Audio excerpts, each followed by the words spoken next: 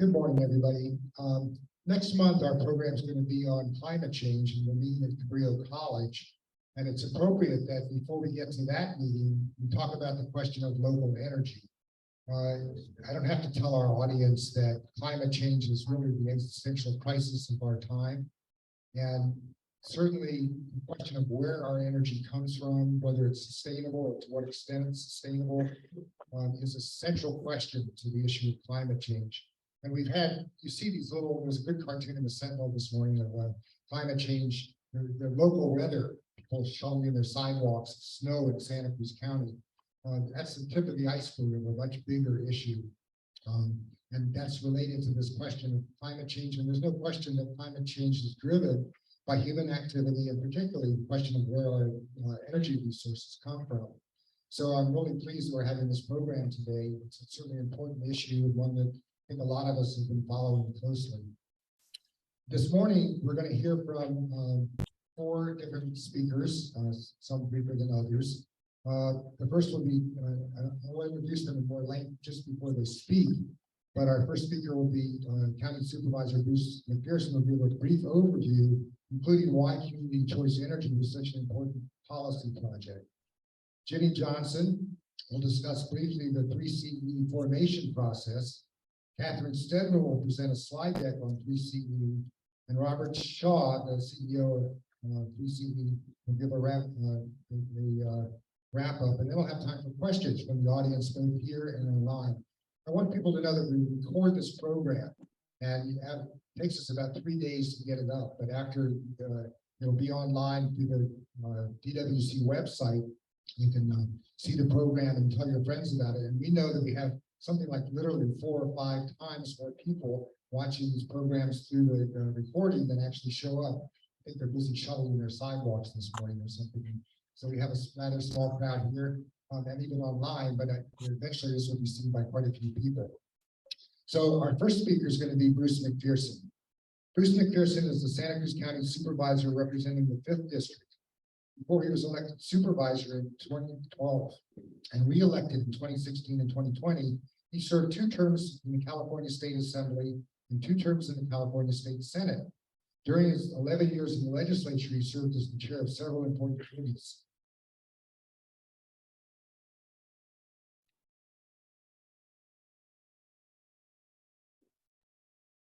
Nominated by Governor Schwarzenegger and confirmed unanimously by both the Senate and the Assembly, Bruce served as California's Secretary of State in 2005 and 6. He was recognized as Legislator of the Year by numerous organizations and foundations. As a county supervisor, he was the driving force behind the formation of Monterey Bay Community Power, one of the largest and most successful community choice energy agencies in California, and has been a member of the policy board since the agency launched in 2017, serving as chair for several years as a startup. So first we'll hear from Bruce. He's got a microphone not on. He's going to come up here. But okay, I'll use this one. Thank you, Mike, and thank you for this opportunity to explain 3CE in more detail. It's really a great project, and it was one of the first major projects, actually the major project that I decided to take on when I became a county supervisor, being elected in 2012, as Mike mentioned. And forming the Community Choice Energy Joint Powers Agency that had the potential to really make a difference in the impact of our community and its energy choices.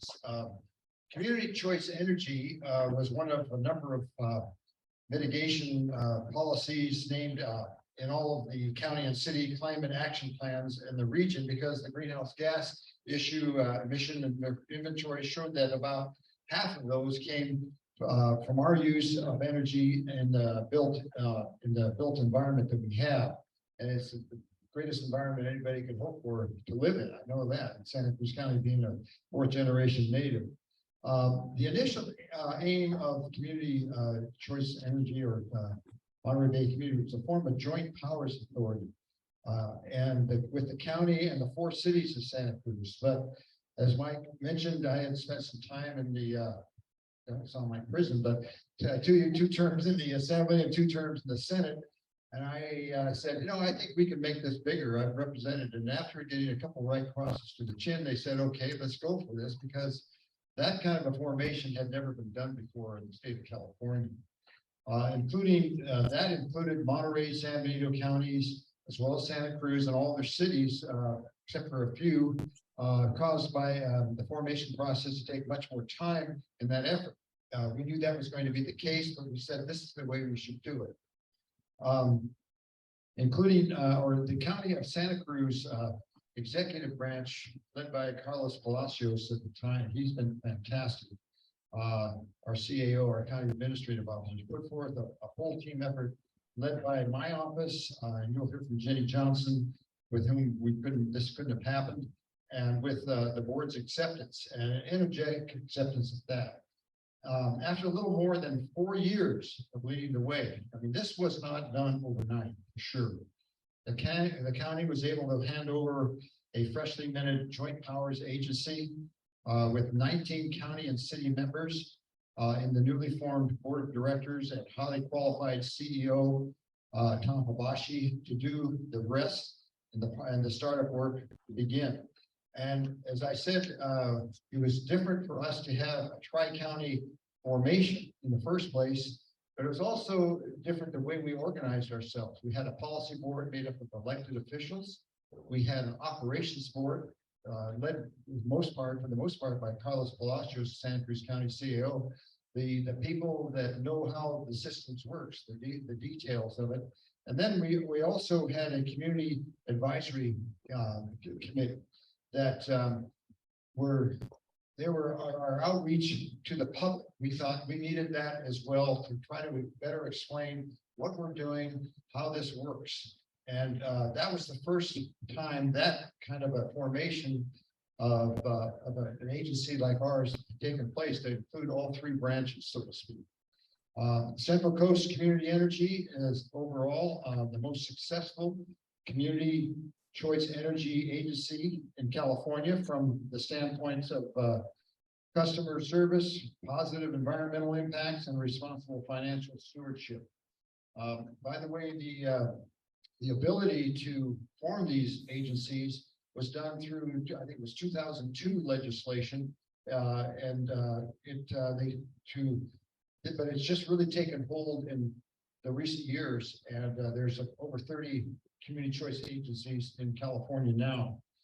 Our agency has reinvested into the communities not only with funding for outstanding projects and programs, but with leadership to make the Central Coast the statewide leader in reducing environmental impacts. And we've given grants for school buses, electric school buses, charging stations, for all kinds of things. So those, you'll hear more about that in more detail.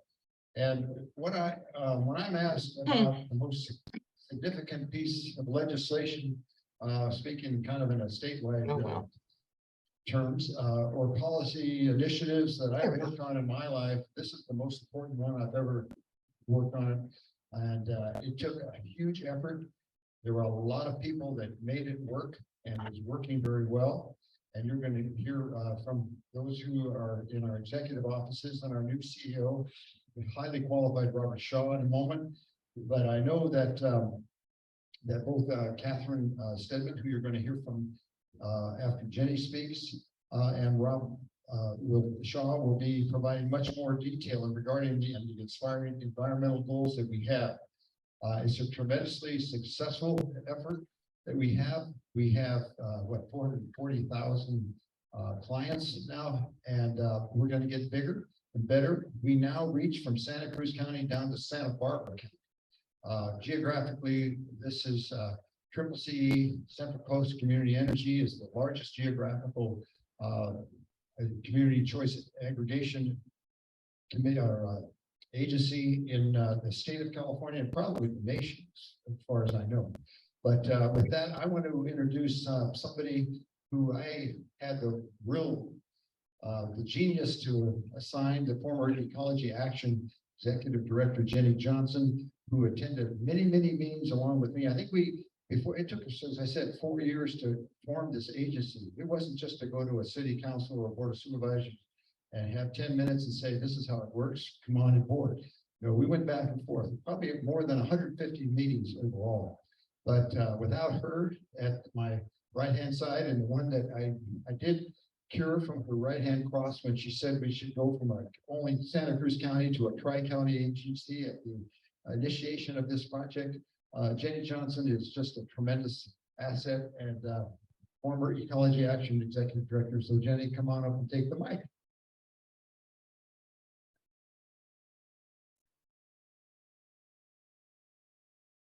I would never hit Bruce in person, no matter what.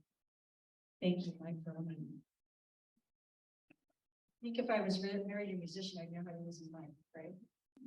So thank you so much, and Bruce, and thanks for the time today, for all of you being here.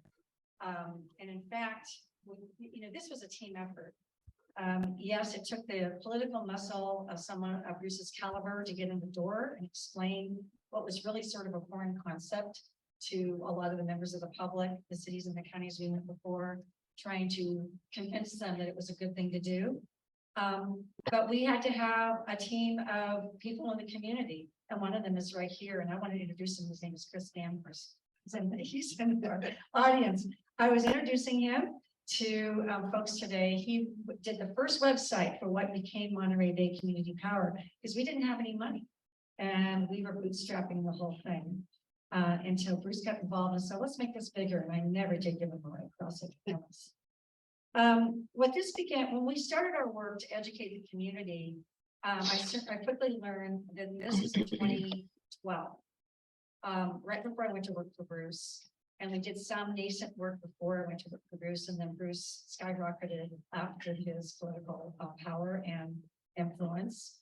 But there were 3 other efforts before our effort to try to farm community choice energy in our region, because the legislation had been in place, the enabling legislation, since 2002.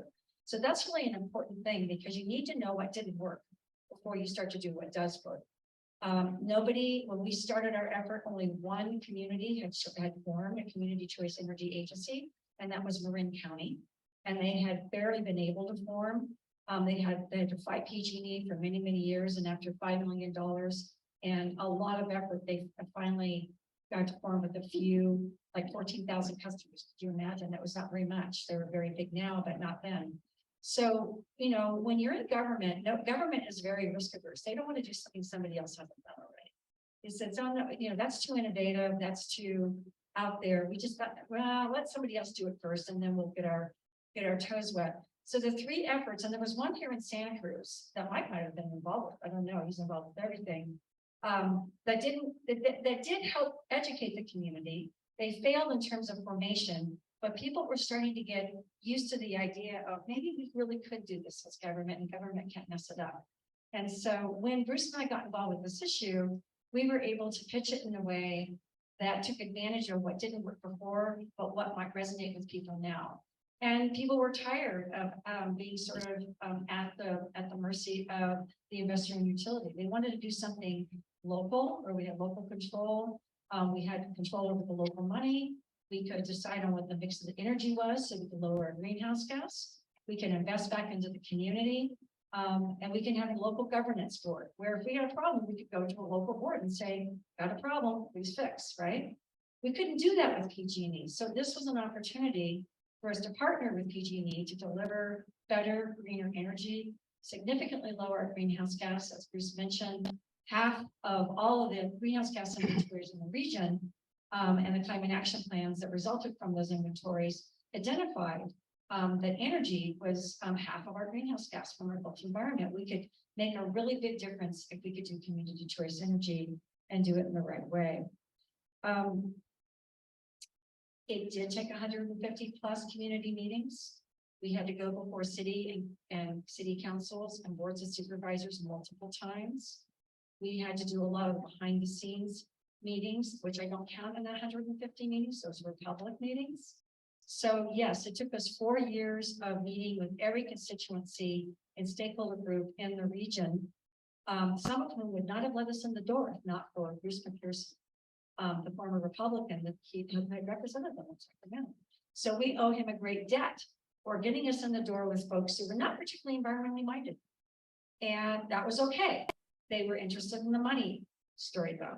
We can lower our rates, we can have better energy. That sounds interesting. Let's talk about that. Oh, I don't believe in climate change. Yes, I heard that many times. Okay, we won't talk about that. We'll talk about these other things. Because there are also economic benefits to having local control and a local agency.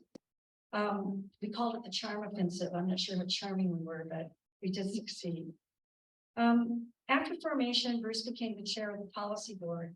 And with any business, government or private sector or for-profit business, there's a startup timeframe that is difficult. It was well funded. The county's Santa Cruz's executive team, starting with Carlos, our county council, all of our lawyers, our banking people, our finance people, and all came together. And Bruce and I might have been the face of selling it to the community, educating the community, telling them about what the benefits were. But these people on the 5th floor of the county building did all the nuts and bolts work to actually form a very complex joint powers agency, get a bank loan so that the startup team, which did include Rob, it didn't include Catherine, but she's part of the great team now, and Tamabashi, they could actually have the means to go out and procure energy, green energy, and hire staff, etc. So we have a great deal of debt that we owe to the 5th floor of the county of Santa Cruz. The city council of Santa Cruz, very, very supportive. We could have easily done a joint powers agency with our 4 cities and our county in a year. They were all very excited about it because we're very environmentally minded in this county. And we could have done that. And Bruce messed that up, but that's okay. We got Monterey County and San Benito County, and I'm going to give you a couple of the anecdotes, and both of them are interesting, and then I'll stop speaking. So the formation process, bottom line, was very long slog. It was one meeting at a time, one constituency at a time. There was a story to tell to each one of those stakeholders, whether it was environmental, whether it was economic, whether it was local control. All of those benefits to our community we are getting now, and we'll get it for years and years to come because of good financial stewardship of our wonderful executive team at Central Coast Community Energy. But there's 2 small stories I'm going to tell you. The first involves Leon Panetta. You all know him as a famous Democrat from our region. He said to Bruce, how did you get the 3 counties to say yes in all of those cities? Nobody gets that. The last JPA that had been formed in this region for Monterey Bay Community Power was the Air Quality Control District and AMDAC. And that had been 40 plus years prior to Monterey Bay Community Power. So Mr. Panetta was not speaking out of turn. How do we do that? I don't know. There was some secret sauce there, but maybe it was meant to be, and there was some luck and a lot of hard work. And you know, as a person who's almost 70, I forgot the other anecdote. Bruce will remember, and he'll tell you later. Anyway, so it's my pleasure to give the mic back to Mike, and he's going to introduce you to the absolutely fabulous staff, Community Choice Energy. Thanks, Kevin. Our next speaker is Catherine Stedman. She is the Director of Communications and Outreach for Central Coast Community Energy, where she oversees customer communications, media relations, and customer service. Prior to joining 3CE in 2022, Ms. Stedman spent 16 years as Manager of External Affairs for California American Water's Central Division Office in the Monterey Peninsula. She represents 3CE as an ex officio member at the Association of Monterey Bay Area Governments, serves on the Monterey County Economic Development Commission, and on the Board of Directors for the Monterey County Hospitality Association. Ms. Stedman lives in Salinas with her husband, Richard, and beloved golden doodle, Kirby. She's going to come up, she's going to give us a slideshow, and just give me a second to turn that on.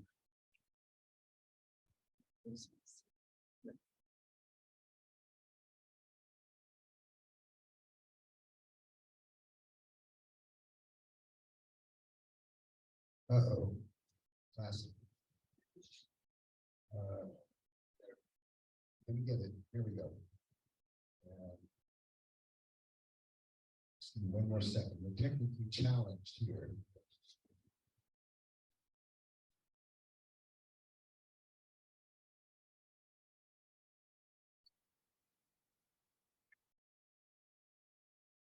Just trying to make sure we know how we can advance these slides. I had that a second ago. Where would we?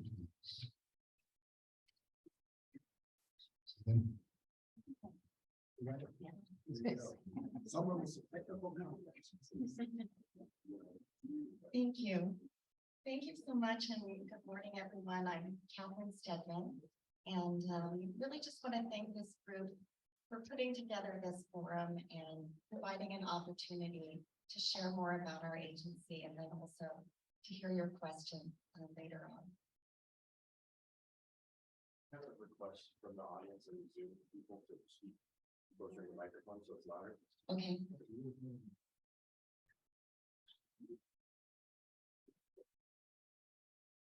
Maybe I don't have the technical competence here. Hang on.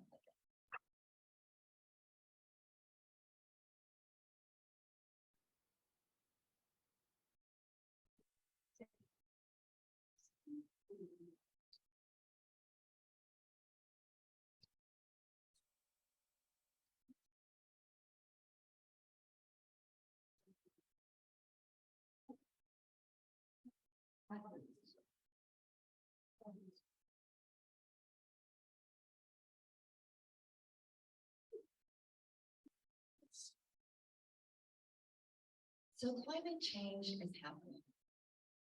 Not only is it adding to ecological threats, such as wildfires, heat waves, and rising sea levels, it is also displacing people from their homes and jeopardizing food and water supplies.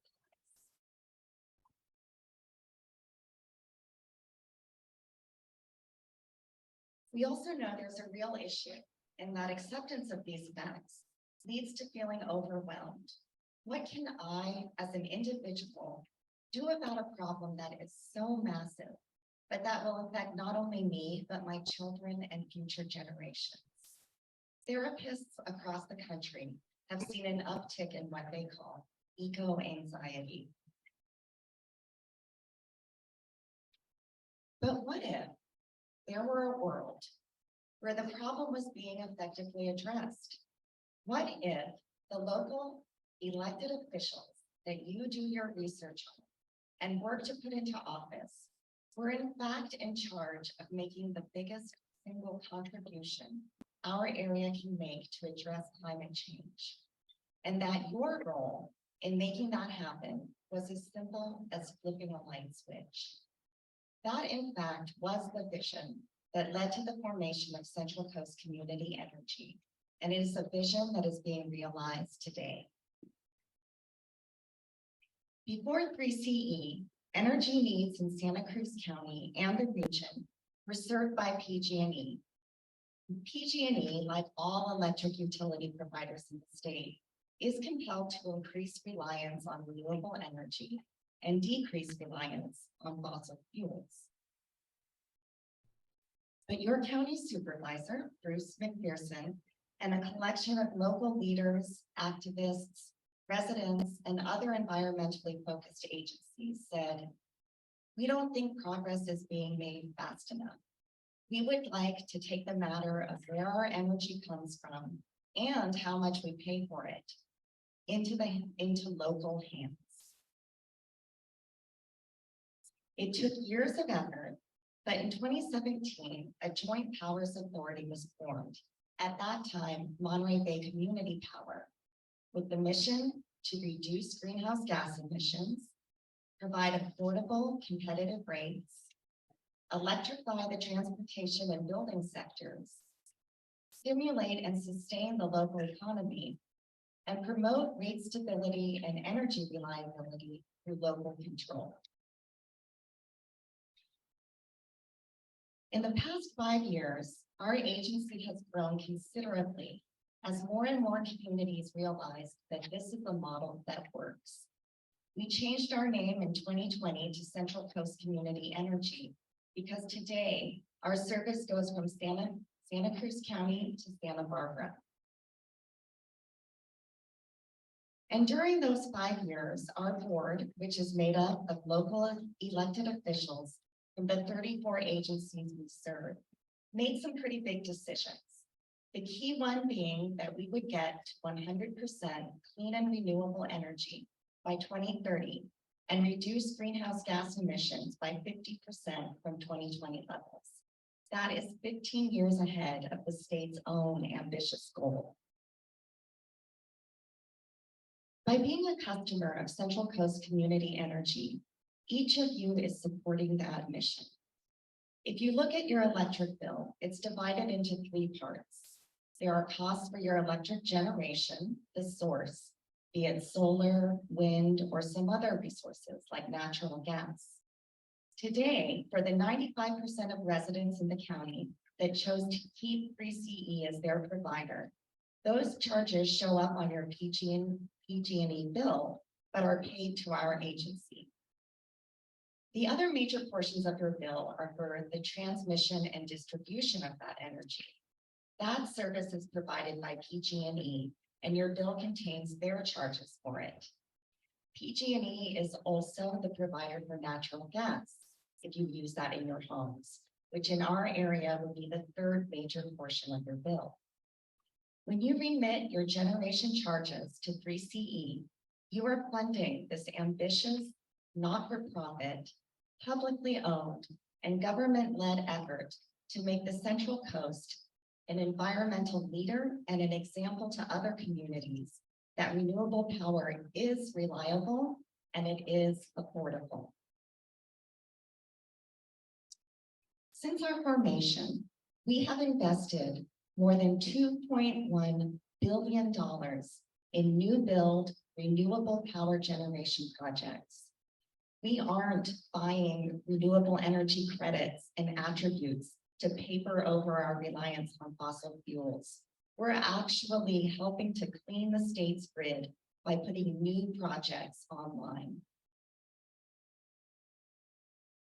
Here's a look at the projects that the contracts that we have entered into for new projects. 5 of these came online just last year and today are providing 22% of our customers' energy demand. This is exciting because in the beginning we were talking about contracts and documents. Now we're talking about physical projects and actual power being delivered.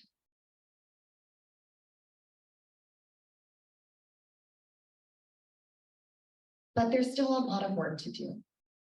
If you look at what we'll need in renewables to reach our 2030 goal, you'll see that we've made a tremendous amount of progress, but the job is not yet finished.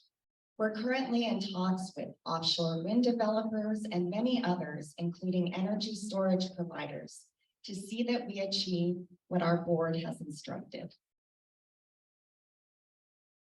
And I want to state that all of this work and investment has been done at cheaper rates than PG&E.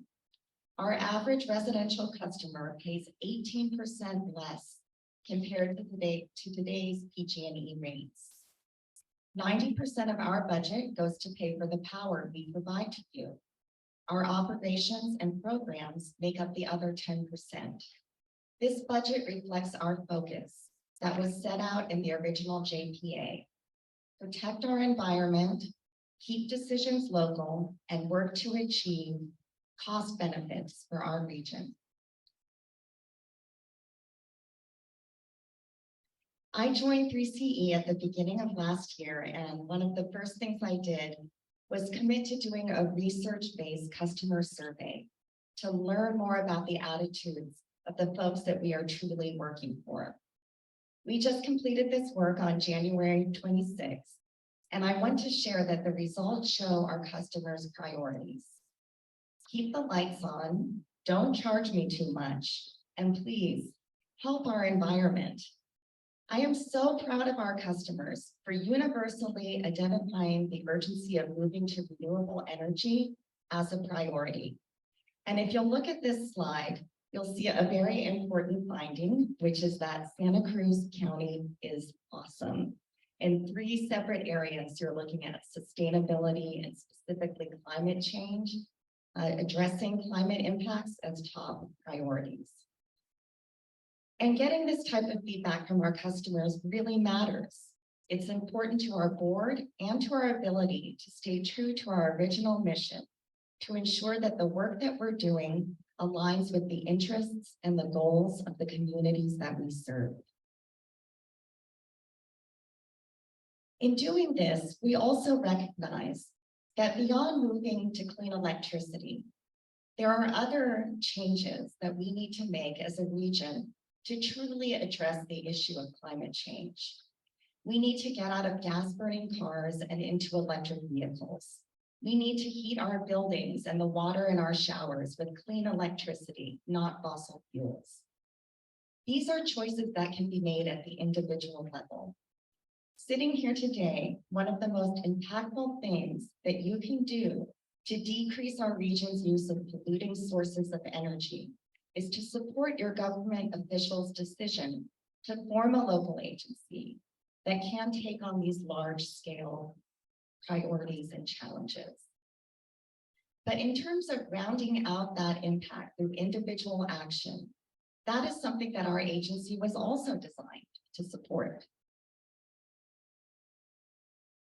Since our formation, we have given substantial rebates for the purchase of 1,200 electric vehicles. We have funded over 900 EV chargers for public use and individuals' homes and businesses. We've also funded needed electrical upgrades to make the installation of this technology possible. We've helped fund 20 electric school buses, so our children aren't breathing in diesel fumes and our community's air is cleaner. 15 of these buses are for Title I schools and school districts that have Title I schools. We put money toward the electrification of 2,000 affordable housing units. We've also funded 60 agricultural electrification projects, improving working conditions for ag workers across the Central Coast by eliminating fossil fuel powered ag equipment. Half of those projects were for small businesses. Lastly, we've helped our member agencies pass more environmentally progressive building codes and buy EVs and EV chargers to serve their communities. Collectively, these programs have resulted in an estimated avoided emissions of more than 6,000 metric tons of carbon each year.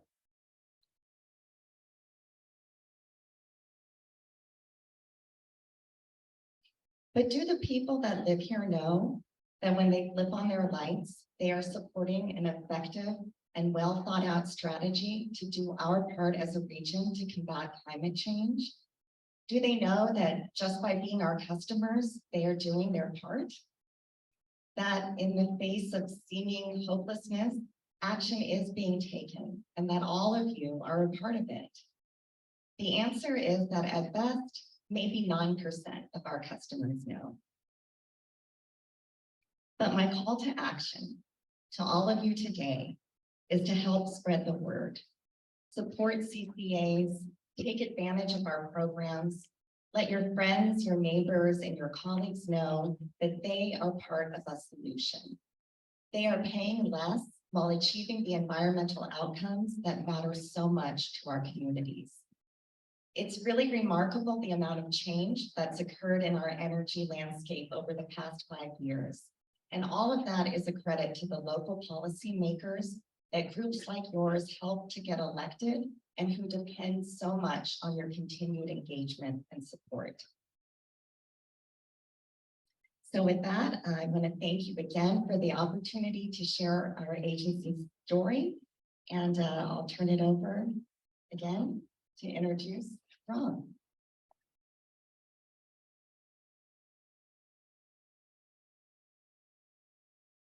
Give me a moment.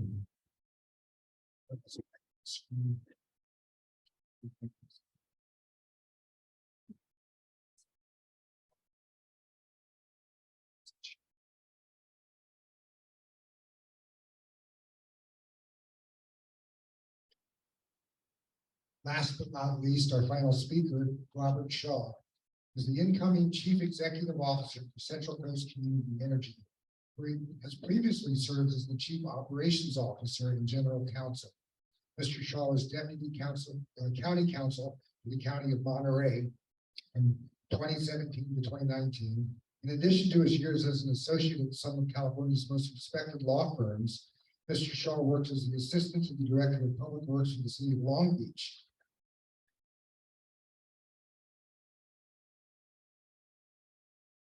During his time with 3CE, Robert Shaw has successfully secured an innovative mix of 950 megawatts of wholesale renewable generation and 243 megawatts of energy storage projects. He fundamentally transformed the agency's energy programs portfolio, increasing spending from $330,000 in 2017 to nearly $20 million in 2020 to 2022. Mr. Shaw serves on the board of directors of the California Community Choice Association, as well as the board of directors for Castle of Monterey County. He currently resides in Aptos with his wife Melissa and their 2 children. Robert Shaw. Thank you, Mike.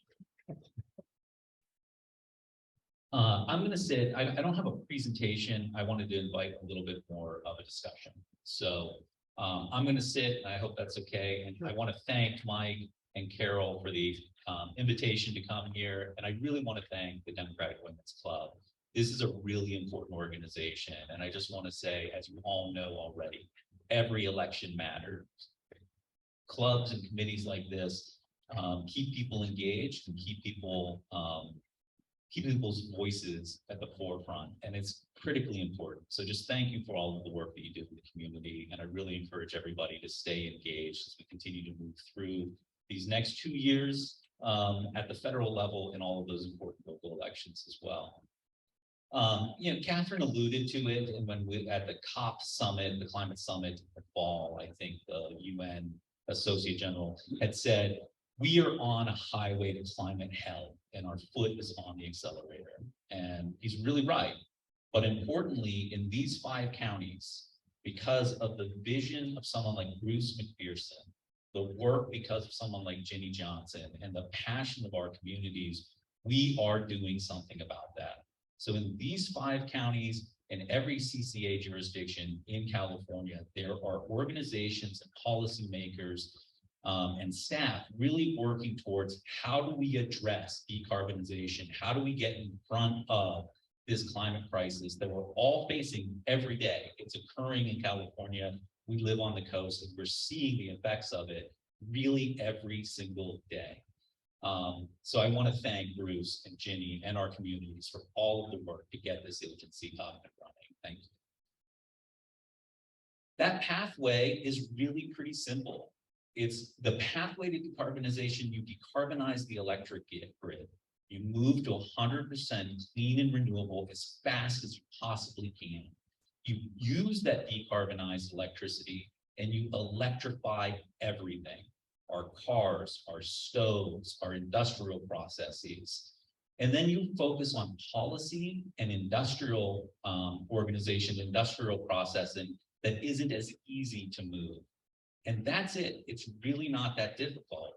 And what this agency's been able to prove is that you can do that more cost effectively. You can actually save money by focusing on clean and renewable technologies. It's difficult at the actual level of making this happen and going out procuring the energy and navigating the regulatory space, navigating the energy markets. But the pathway's laid out. It's really quite simple. And I think our policy board has given us that direction, get to clean and renewable as quickly as you can. And our communities are beginning to take advantage of those community programs. So in the past, when we were designing community programs, we were thinking, what is the program that we believe is going to be the right approach? And now the community programs are, community, tell us where you want to engage. And we'll design a program and an opportunity for you to take advantage of that. We've been looking at that, and it's been very successful. And every single year, we will stop. We'll look at last year's performance of our programs. We'll say, what needs to change? How can we make these more accessible to everybody? How do we ensure that every single program has a measure in it that addresses equity? How do we make sure that we're not leaving community members behind, that we're building infrastructure in low-income communities, that we're building access to electrification, and that we're doing it with 2 real important bumpers. One is reliability. you must have the lights on all the time. So you can move to clean and renewable as fast as you can, and we are doing that. But you've got to do it with a mix that allows you to keep lights on. So we're doing that by looking at geothermal, which is a base load 24/7 resource. We're looking at it by doing and pairing batteries with every solar project that we're doing. I think we have one solar project that doesn't have a battery tied to it. We're doing it by looking at onshore wind and offshore wind. These are complementary load profiles or generation profiles that complement when the sun's not shining. We've got to look at other baseload resources and emerging technologies. We've got to do it with a really diverse battery fleet. Lithium ion 4-hour batteries are not the answer for every solution. They're an important part of it. They ramp quickly, and when the grid demands it, you can turn them around and you can dispatch energy very fast. But you need long duration storage, and you need different technologies that don't have some of the risks that lithium have. Not just, thermal events we've seen at Moss Landing, but also the demand for lithium, where it's being mined from. So an innovative project that our board really directed us and said, we know it's going to be more expensive, but we need different technologies. We want you to look at those. And we brought forward a compressed air project. It's a long duration discharge. It's a new technology, it's emerging, and it's going to be tremendous for the California grid.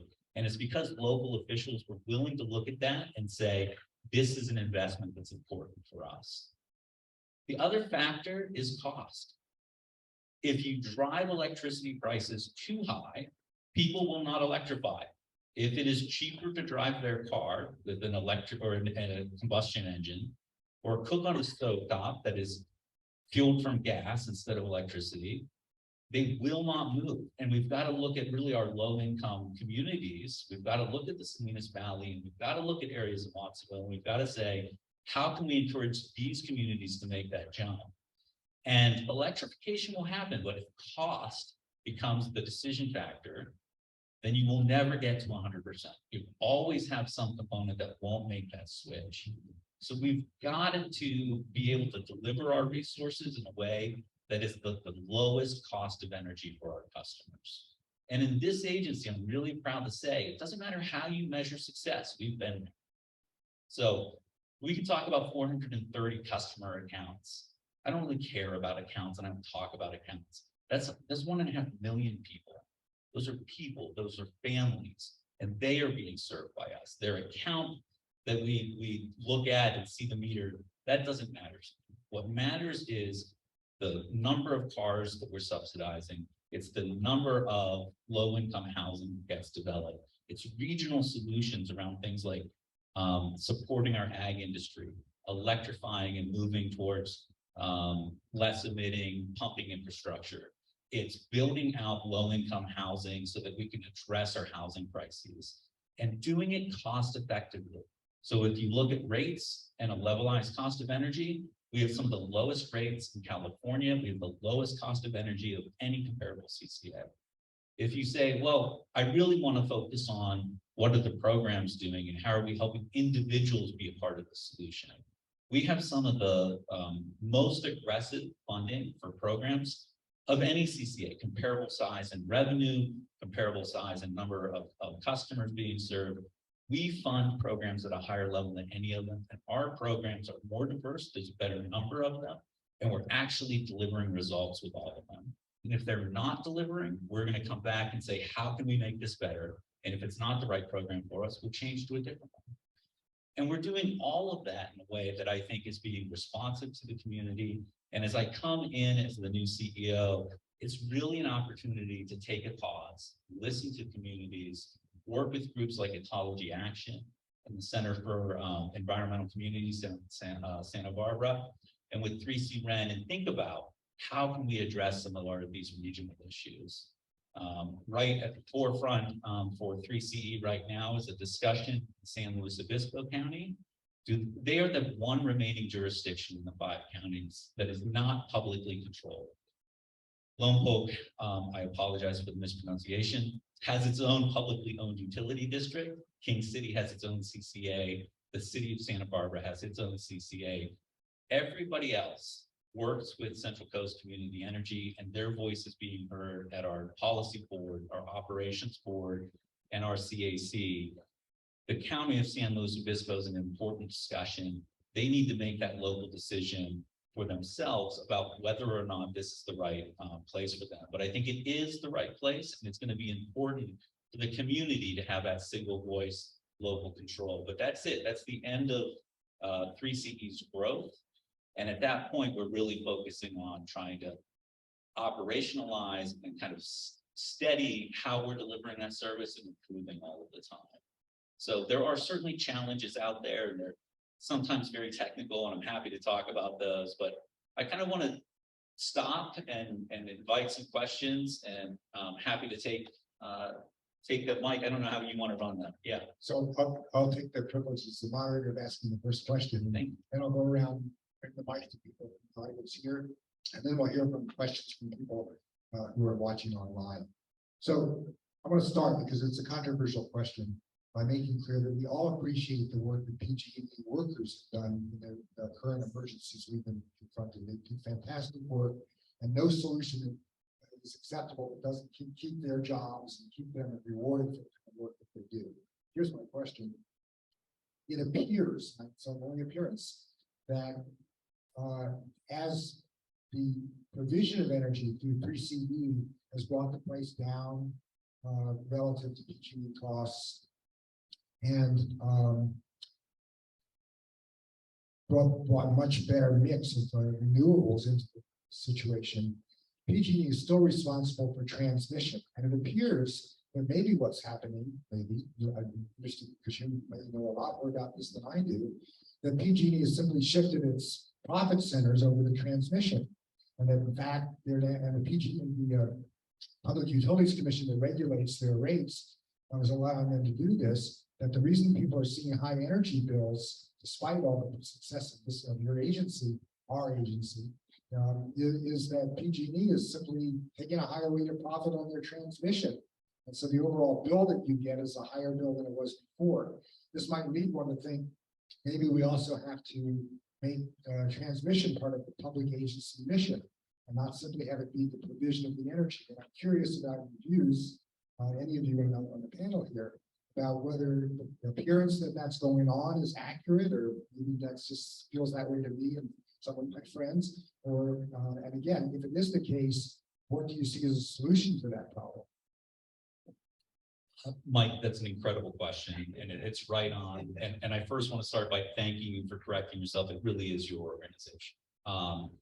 So I think that there's two pieces. One, the energy market is in turmoil. We are seeing highs that we haven't seen in more than 20 years for natural gas, for some of the renewable energy costs.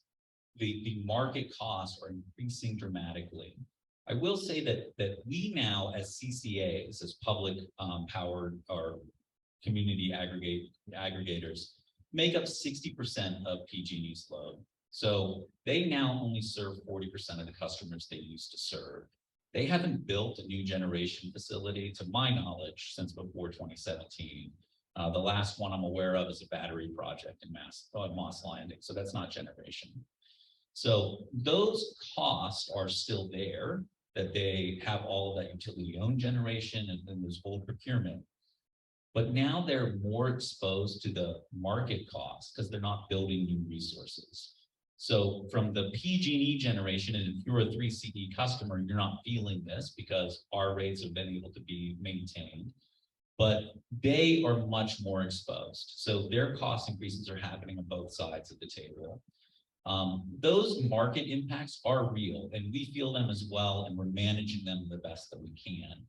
On the transmission and distribution side, you're right. It's not a new profit center for them. It has always been the profit center for the IOUs.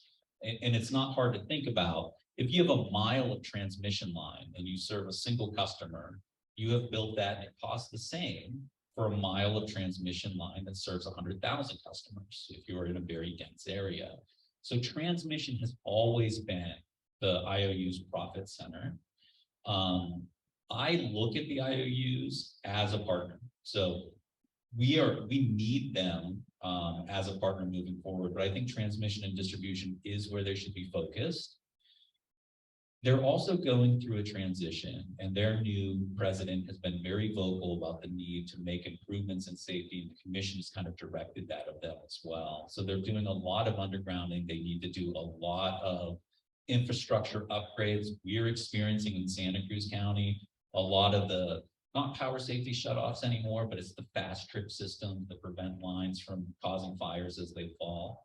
Those upgrades are really, really necessary. And PG&E has been very much behind the curve in upgrading their design standards for telephone poles withstand stronger winds, lines to be able to shut off, segmenting their grid, and they're making those investments.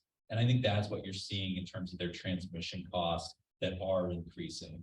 To the question of, should we look at public ownership over those transmission lines? I would say that there are some entities, some CCAs that are looking at that aggressively. San Francisco has actually made an open bid for the transmission system. San Jose has looked at it as well. And what's interesting about both of those, you have highly dense cities, right? So again, profit margin on the transmission is going to be much, much higher. There are also cities that can handle the build out of the thousands of workers and the trucks that need to roll. In our 8,000 square miles of service territory, we have a much more rural area. So those investments, I think, are going to be much, much higher. And then the risk and liabilities associated with maintaining and operating that are much, much higher. So I don't think that from a 3CE standpoint that we would ever look at taking that on. I think the PG&E jobs are in transmission and distribution. There's a lot more build out that's going to be necessary. As we get to 100% clean and renewable, we need interconnections to be sped up. We need to build out service delivery on the PG&E side of the meter so that we can serve the electrification load that we're going to have. And we need transmission to bring power into our load centers, because it's very, very difficult to develop here locally because of the cost of demand. So I apologize if that's a little bit too ranging, but thank you. Okay, so we'll start with questions from those in the room. Raise your hand. I'll bring the mic to you. I'm going to hold on to it though. Thank you. Hi, and thank you for the presentation. My name is Carol Heyman. How are you? I'll tell you a little bit about myself, just so you know I'm not a climate denier. I was an early solar adopter. I have a hybrid. I started and ran 2 green career training programs for high school students, environmental education programs in Santa Cruz County. I am all about the mission. I have 2 specific questions for you though. One is about generation and one is about infrastructure. So when I first became aware that we were all being transitioned to 3CE, I'm really interested in climate change, and I read about it all the time. I try to educate myself as much as possible. And so I did as deep a dive as I could into specifically energy content and generation with 3CE. And I called several times to try and get answers about specifically generation, large hydro, which at the time was the biggest number. I was pretty frustrated by the inability to get specific answers. And so then I did my own research. And when I discovered that actually PG&E's greenhouse gas generation is significantly lower than 3CE's, I switched back to PG&E. So I want to ask about that. I follow your generation content grid every year. I noticed that it was about 50% large hydro and 11% unspecified. Now it's 50% unspecified and 11% hydro. And as I've dug into the unspecified piece, I am understanding that a lot of that energy is purchased from even outside the country, that a lot of it is natural gas generated. So I'm concerned about transparency, I guess, and where your power really comes from and that unspecified piece. So that's my one question. My second question is around infrastructure. So as we electrify everything, which I'm all about, especially, for new construction, transportation makes total sense. the California Energy Commission says that just for the EV goals themselves, we're gonna have to generate 3 times more electricity than we do now. And I have a concern if we're eliminating natural gas, we're eliminating nuclear, what's that gonna look like? And I hope you would be able to speak to that. Thank you. Sorry, that's long. Carol, thank you. And it's a great question, both of them. And let me start by saying, I really do apologize that your experience was frustrating and you didn't feel like you got the answers that you were looking for. So let me do my best to answer them. The power content label is, in my view, this may be controversial, it is a regulatory accounting scheme. It has nothing to do with our power content mix. So let me explain that and pull the layer back a little bit. So again, I just mentioned that PG&E's level of load has dropped from 100% to now only 40%, but their power content level hasn't changed. They haven't bought new resources. So what they had before is what they have today. Some resources may have come off. We have bought near 1,000 megawatts of new clean and renewable generating. It's all what we call RPS. So those are new resources on the grid. It is no surprise to any of you, I'm sure, that there aren't green electrons that come from solar fields and brown electrons that come from natural gas. It is just electrons, and I can't guarantee that the electron that's serving any particular load is coming from any particular source. Electricity flows like water in the path of least resistance. So with that sort of setting point, I call it a regulatory scheme, accounting scheme, because when you fill out your power content label, the CEC says very specifically, here's how you account. You must report your solar, and then your wind, and then your geothermal, and then your biogas or biomass.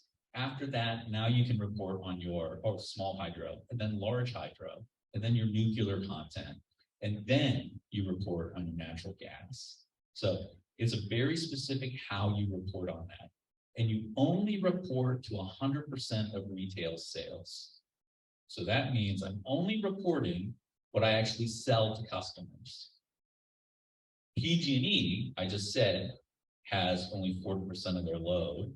So their power content mix has a lot more than what they sell to customers. So they start with their RPS, their clean and renewable resources, and then their nuclear resources, and that's it. Because once you include Diablo Canyon, that is the end of their retail sales. They still own, as part of their mix, 26% of their portfolio is natural gas plants. And all of those plants are still running.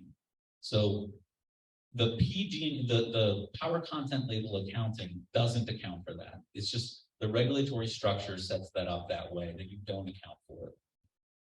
Our power content label, we've had in the past, and you mentioned that we had this large hydro that was 50%.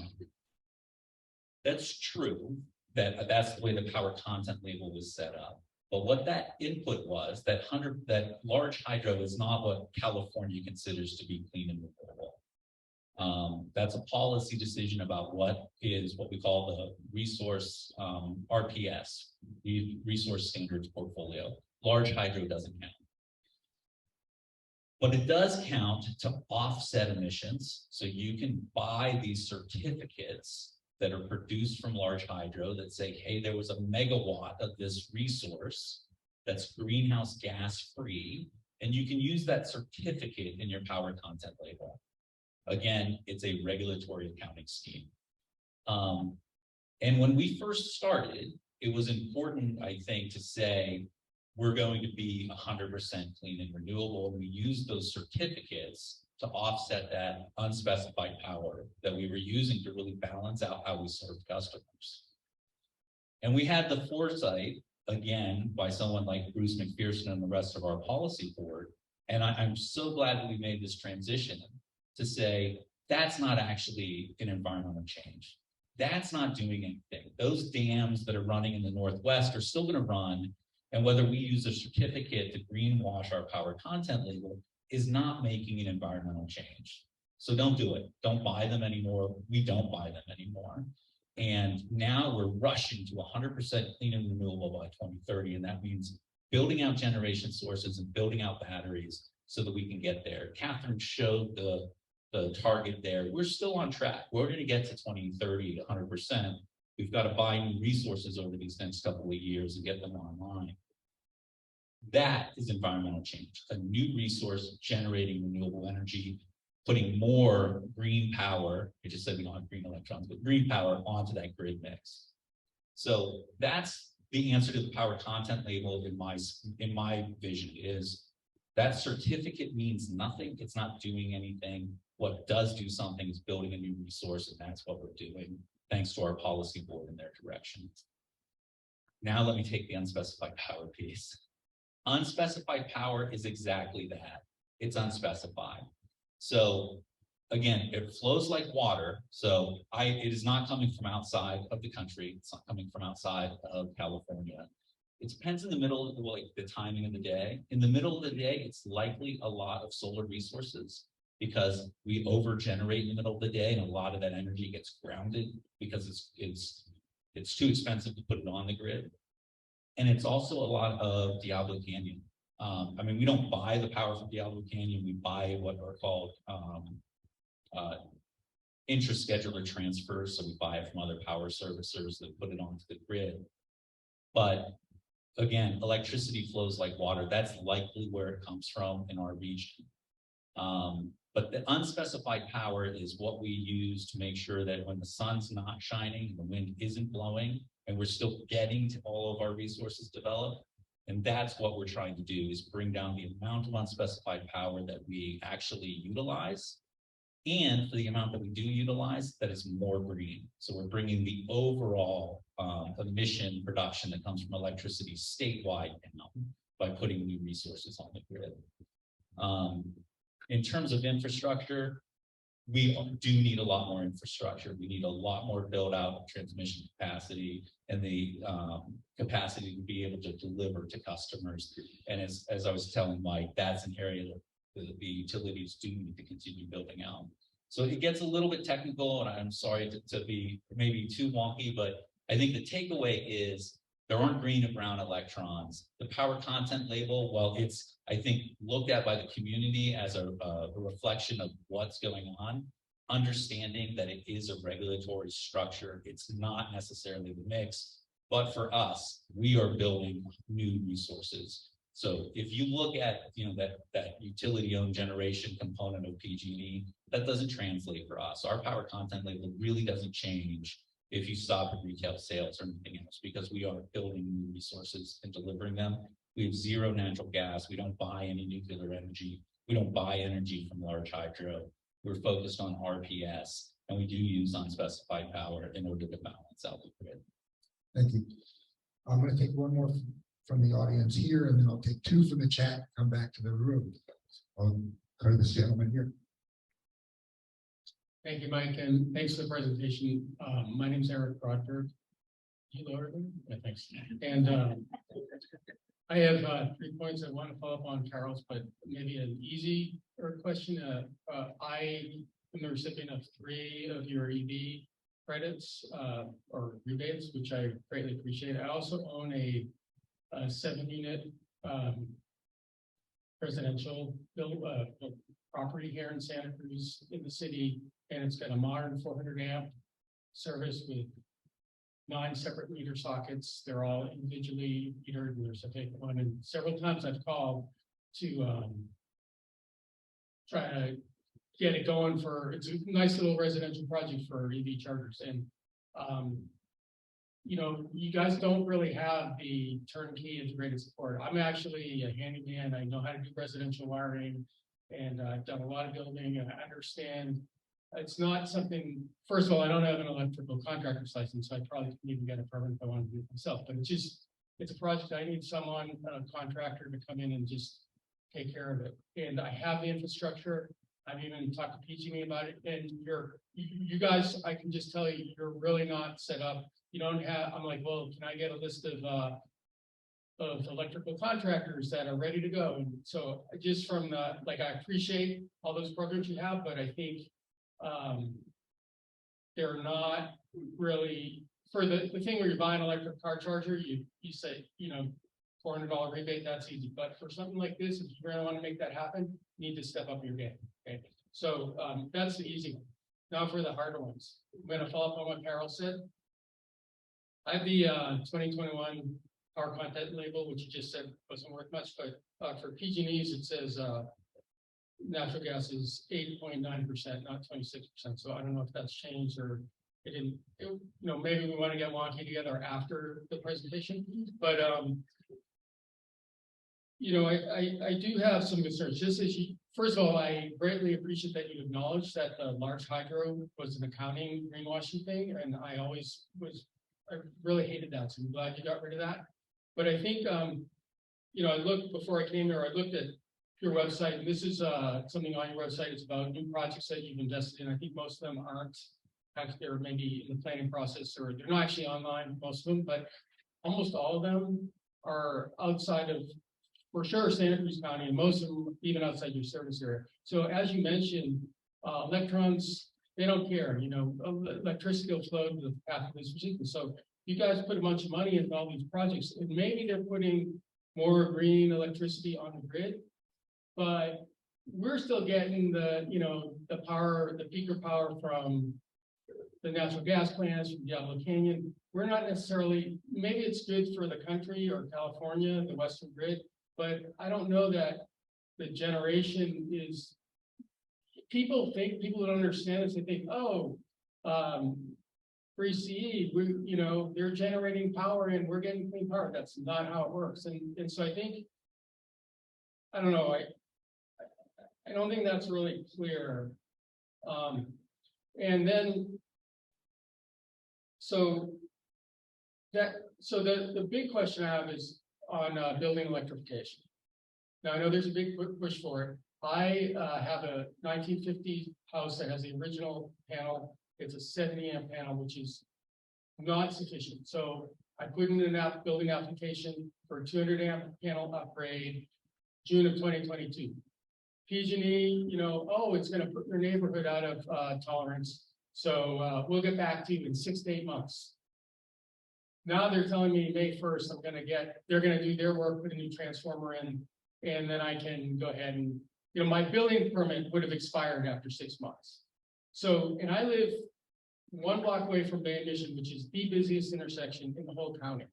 I'm not in a remote area. So you guys and the city is pushing building electrification. We do not have the infrastructure. Yeah, I have to tell you, this is just me, one little house, but you want to do it on a systemic basis, you're putting the cart before the horse. You need to do an inventory with PG&E, street by street, make sure, see what they need to do locally. I'm not even talking about transmission, I'm just talking local distribution.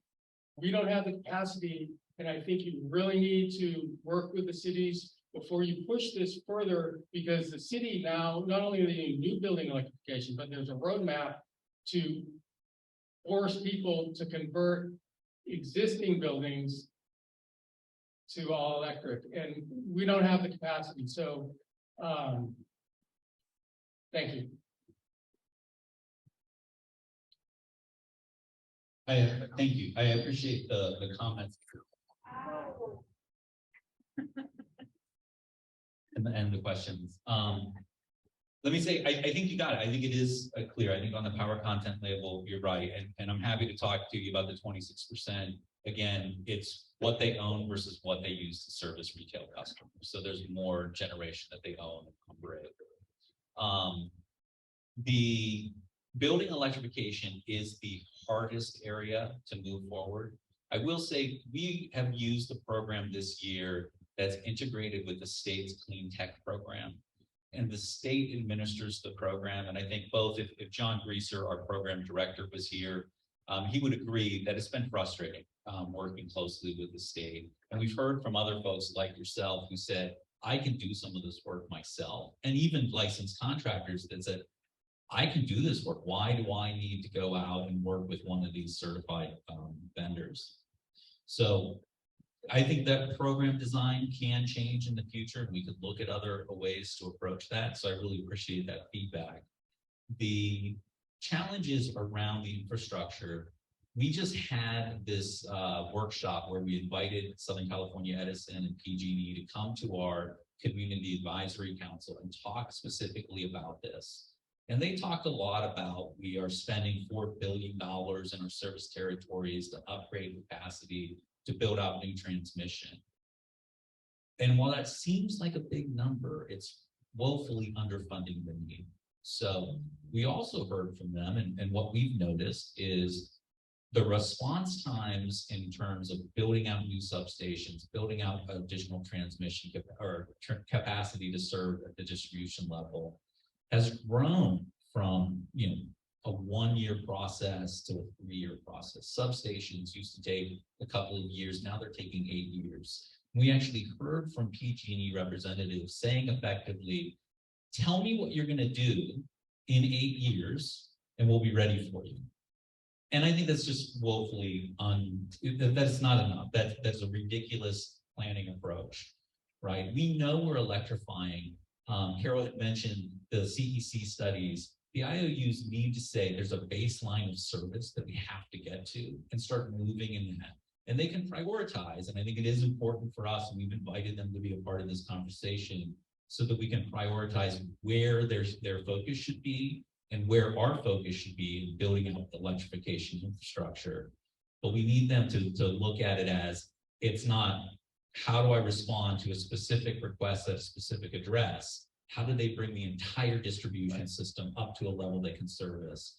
It is an important conversation. I really invite you to engage with the CAC. We are going through what we're now calling, we're trying a new acronym, but it is the Regional Electrification Strategic Plan. And it is focused around, if we're going to electrify transportation specifically, what's our role as 3CE? What's the IOU's role in building out the capacity? What are our member agencies' role? Maybe, I don't want to put the cart before the horse in supposing what that study is going to end at, but I'm going to suppose that it's going to say, if we're talking about building out charging capacity in right-of-ways, that really needs to rest with the jurisdictions, with the cities. If it's about siting charging capacity at office locations so people can charge in the middle of the day when solar's generating, that may sit with us because we can work with businesses more directly. But the planning of the transmission side, that is our IOU partners. We need them to step up around that. We'll be pushing at the CPUC. We'll be working with our colleagues in the IOUs to move that conversation forward. So all of that does need to happen. I completely agree with you. There was a piece that I wanted to address in your comments as well. Oh, your focus on your multi-housing electrification. First of all, thank you for looking for that, because it's critical to make sure that we're bringing along everybody. And you can't charge if you're in an apartment building. You oftentimes don't have charging capacity, so it's really important. We are moving forward with more concierge level service. I wish John were here that he could walk through what that's going to look like. But for multi-housing developments, we're bringing in an administrator to help work hand in hand to navigate the IOU process. That process is still going to be there. It's still going to be arduous. I'm certain will work, and I'll happily call my colleagues in the IOUs to suggest that they prioritize some of this work and fund it. They've got to fund it, and the commission has to tell them to fund it, because they're not going to do anything that they can't collect in their rates. So we need to push the commission that this is a priority. But I'll take your information at the end of this and make sure John reaches out in terms of what that concierge service will look like. Just one real quick follow-up. I'm sorry, Mike. On the infrastructure and building electrification, like I said, the city of Santa Cruz is currently developing ordinances to mandate existing buildings to go all electric. And there's no inventory of the existing infrastructure. And I know that you're not the city of Santa Cruz, but you're pushing that too. And it's just not going to work. It's going to be worse because people are going to be really pissed off because they have to wait 12 months before they can even get PG&E. So I think that needs to be integrated with the cities who are taking aggressive stances, like the city of Santa Cruz.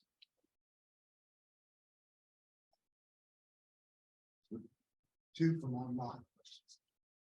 Okay, we'll take a couple online questions. This is from Jonathan Collins. And again, I'm just going to read directly from the chat. And so Jonathan says, while 3CE has obtained many good milestones, there are several flaws. The choice of December as the end of the net metering cycle demonstrates the 3CE board's lack of knowledge about solar. For anyone with that experience would never choose the darkest month of the year to true up. That decision guarantees NEM customers will have expensive bills in January and February. Will you change the annual true up to April 1st? And then there's a quote from a 3CE email. When we instituted a standard annual true up month, the majority of our customers received true ups in October, January, and March. Therefore, December was designated as the least impactful month across all existing customers' true up dates. So I guess the question is, will you change the annual true up to April 1st? I'm happy to look at that. I mean, I will say in moving to a single true update, there is a component of it's disruptive whenever you make that first change and you're doing that first time. But year after year, it doesn't change your energy credits or generation from, if you have rooftop solar. So year after year, it will normalize. I would say that making changes so close, it's the changes that are disruptive. So we'll look at it with our finance directors as we move forward, but having a system that's easy to administer, that we can be responsive to, it will normalize over time. Okay, and next question, this is from Ray Hill. One of the considerations I hear when people are thinking about renewable options is getting locked into a plan that won't let them change. For example, if one hopes to be able to afford solar panels in 3 years, will becoming a 3CE customer impede that? I'm not sure I fully understand the question, but I will say, your individual choices about whether or not you want to use solar on your rooftop. We have one of the highest net surplus compensation rates of any of the CCAs, and it's about roughly 3 times 20 times higher than PG&Es. So if you want to make that change, there are changes that are happening at the CPUC. I'm sure we've all heard about NEM 3.0, and that's going to change calculations for individual homeowners. But we still support that decision that individuals will make. And we're still, going to have that higher net surplus compensation for whenever you do get that true up if you are generating. But I should say the program is available to all of our customers. I think a lot of folks do have this question of, if I become a 3CE customer, can I still be on the net energy metering tariff? Yes, you can. There's no disruption to that. We administer it in line with the same time of use structure that the IOUs do, but we do administer our program in our own fashion. Are there other questions?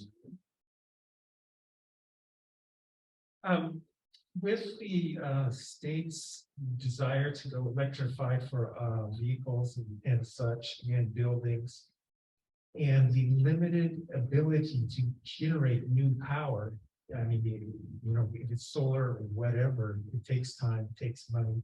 Has there been really analysis done on what the possible economic requirements are to meet the state standards?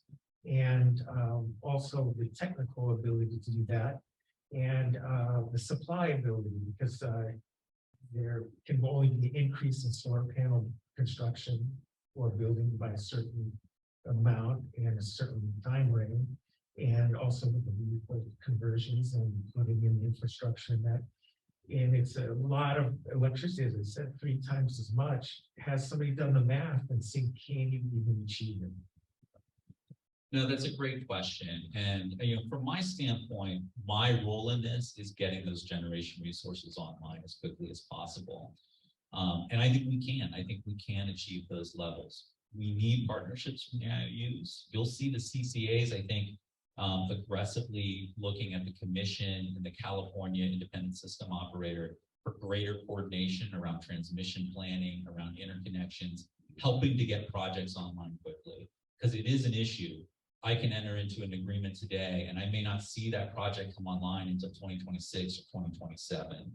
I will say that because of our 100% clean and renewable goals, we're going to be well above what we need to necessarily just service any customers. but we're gonna get to a point where we can serve our retail load and then try to balance monthly. So you can talk about retail loads in an annual strip. And that's a much different calculation than when you're doing it and you're trying to balance your renewable energy demands with your generation supply every single month. And that's the important piece. And that means batteries. It's not a generation question anymore. It's about how do you get that generation from the middle of the day and service it 24 hours a day. It's really a storage and a battery technology challenge and a new technology. There's something there that's going to be emerging that's going to help us make this jump. Your specific question, is there an analysis that the state has done? The CEC has looked at this. I don't know that they've put a cost number to it, but they've looked at it from a standpoint of, can we get resources online? And actually the number of resources for electrification is not that significant in terms of the ability to bring those projects online, but we do need better coordination. And we need better coordination between the federal government and the state government on offshore wind as well. So transmission line planning and offshore wind generation are critical, and then the battery storage component. Other questions from the audience?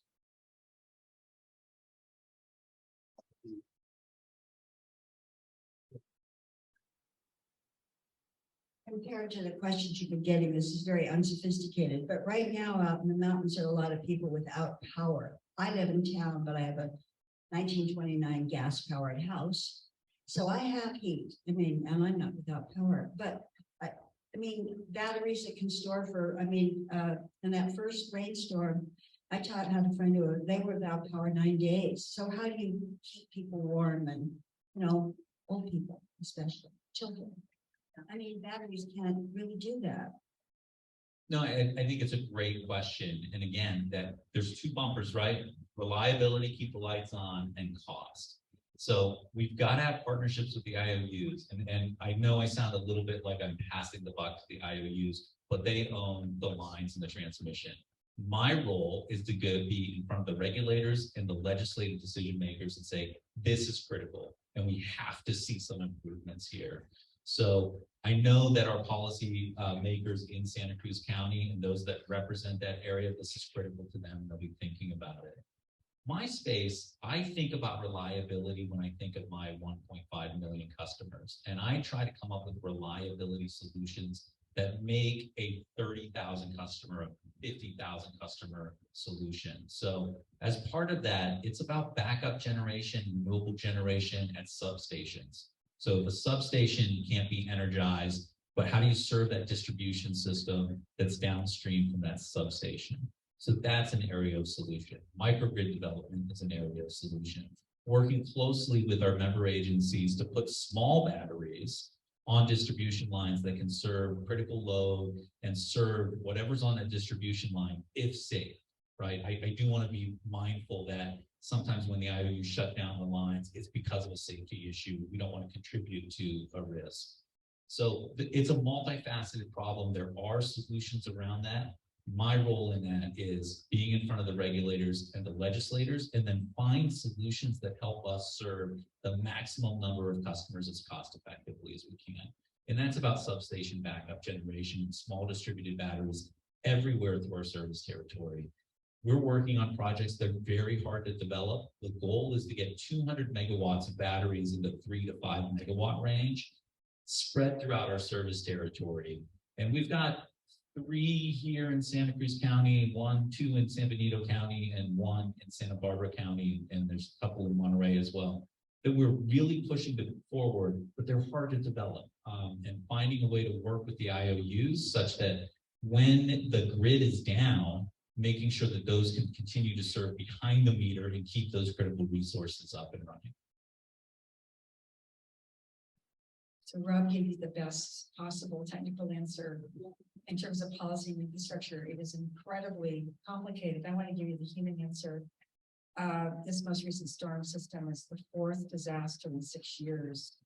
Most of it happening in the 5th district in the mountains that Bruce and I have had to bear. And we have no problem with that, but the people out there are suffering. I just want to acknowledge that. It's really difficult to take call after call of those folks who've been out of power and are still out of power and are freezing.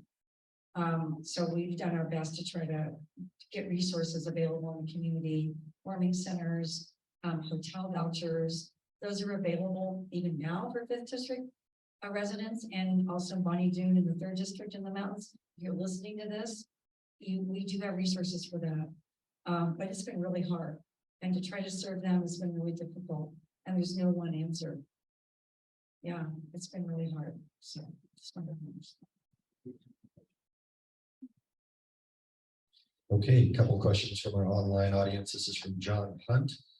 From 3CE's perspective, what are the pros and cons of sourcing from large regional grid-dependent projects as opposed to distributed locally generated sources like rooftop solar? Thank you, John. I think it's really about how do you get to that goal of 100% clean and renewable as fast as possible. So 100 megawatt project that we can develop, that's going to serve 110,000 homes. So there is a question about how quickly you can do those. We have 1,000 megawatts of projects that have come online. We're able to do that cost effectively and much faster than if I went by home to get the homeowner to make a decision. And I actually think Ben Eichert has been quoted. He was looking at a project in Monterey County that Granite Rock did. They did a 20 megawatt development of a solar facility on their property. And I was reading the article in Monterey Weekly, and I couldn't find myself agreeing more, which is this 20 megawatt project is so important because it can generate so much more power. And this is something our CAC chair had a very big role in it. It can generate so much more power than a single rooftop. And it's going to generate that without the need of going door by door and getting individual decisions to make that change. And that same logic applies to our programs as well. So if we do a 100 megawatt project or a 200 megawatt project, we're able to make that significant impact much faster at about, less than, if you move to that individual generation, into distributed generation, that's roughly 3, sometimes 4% more expensive, not 4%, 4 times more expensive than if you do it at the wholesale level. So it's about getting to an electrified grid as quickly and cost effectively as possible so that we can do all of the electrification. That said, as I mentioned a moment ago, distributed storage is an area that I think can be done cost effectively and is critical to be able to serve load on our distressed grid. Okay, next question is from Brett Garrett. I'm just going to read this whole thing. I'm surprised that 3JC Prime 100% renewable hasn't been mentioned or promoted during this discussion, and I'm not aware of any effort to allow cities to make 3C Prime the default offering. Does 3C Prime help to get more renewables online overall, or is it does it just shift non-3C Prime customers to fewer renewables? How does 3C Prime relate to the discussion of RECs? I think it's very important to develop local resources to help reduce dependence on and costs of the transmission infrastructure. Policy needs to be changed so that locally generated energy isn't subject to transmission charges. I hope 3CE is supporting policy changes to eliminate over-the-fence rules, which create a barrier to creating community microgrids. There's a lot there. Let me try to take it. The first one I think was around 3C Prime. So 3C Prime, we have 2 different service offerings. One is you come in at our default level, sort of reflective of the power content, you're at that 54% renewable. Or you can pay 0.8 of a penny more to get 100% clean and renewable energy. As we move to our goal in 2030 of being 100%, we need a discussion about what is 3C Prime going to be, because everybody then is getting 100% clean and renewable. Very small number of our customers are on 3C Prime. So the discussion of whether or not as communities come online, they should default to that, that's a local community decision. So our approach has been with every member agency. If that local jurisdiction votes and says, we want to default 100% of our jurisdiction constituents into 3C Prime, then we will bring it to our policy board, and our policy board can say, is that a good idea? But none of our members have done that. And what we've seen in jurisdictions where there have been those efforts, Orange County Power Authority, CPA's done it for a number of areas, and I think San Diego's has done it as well, is after a few years, you start seeing folks opting out of the agency, or the jurisdiction says, never mind, let's go back to just the default rate. Because people don't opt down. They don't say, I don't want to pay 0.8 of a penny more. They just opt out. And I don't get a guarantee of customer return or customers being there. I'm not a monopoly like the IOUs, and I don't have a contract that binds customers to being there like an energy service provider would or a direct access provider would. So we need to be making prudent decisions, encouraging customers to go and make that additional effort. But really, I think getting them engaged with our programs is the right space for individuals to make that decision to help us decarbonize.